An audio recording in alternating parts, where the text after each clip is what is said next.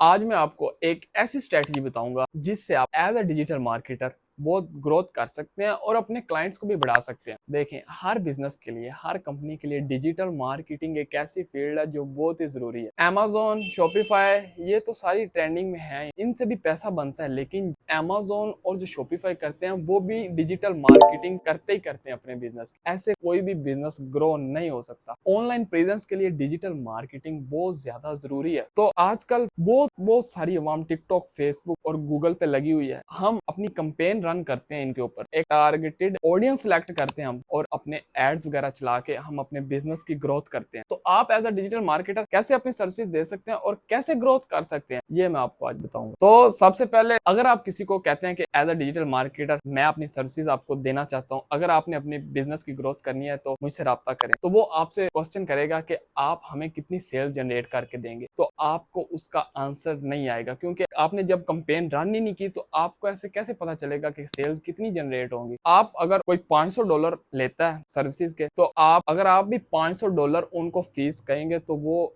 Reject कर देंगे। उन्होंने आपकी सर्विस नहीं लेनी। आपने उनसे कहना है कि मैं आपकी कंपेन रन करूंगा, क्योंकि एड्स के ऊपर तो पैसे उन्होंने लगाने होते हैं ना। आप अपनी फीस ना चार्ज करें, आप उनको कहें कि मैं कंपेन रन करूंगा, जब आपका $2000 या $1000 जनरेट हो जाए तब मुझे आप अपनी फीस दे दीजिए। आपने अपनी कंपेन रन करनी है, एड्स के ऊपर पैसे उसने लगाने हैं। जब उसके पास $2000 तक सेल जनरेट हो जाए तो तब आप अपनी फीस ले लीजिएगा। अगर कोई $500 भी चार्ज करता है तो वो आपको $1000 लाजमी दे, क्योंकि आपकी वजह से उसके इतने ऑर्डर आएंगे, आप ही उसकी कंपेन चलाएंगे, आप ही अपनी टीम से सारा वर्क करवाएंगे। तो अगर कोई 30% भी फीस लेता है, 50% आराम से वो चार्ज करेगा, और आपकी वजह से वो भी बेकार होगा। उसको चार्ज करने ही होंगे।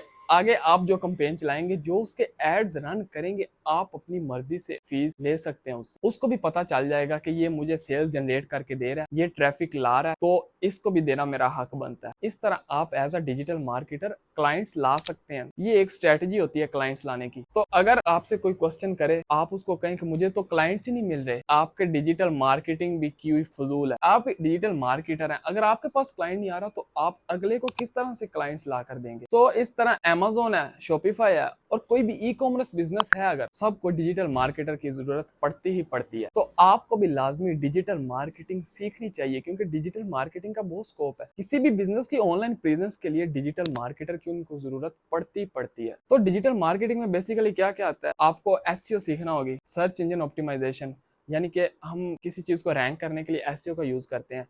उसके अलावा फेसबुक एड्स हैं, गूगल एड्स हैं, आपको वो सीख सकते हैं आप।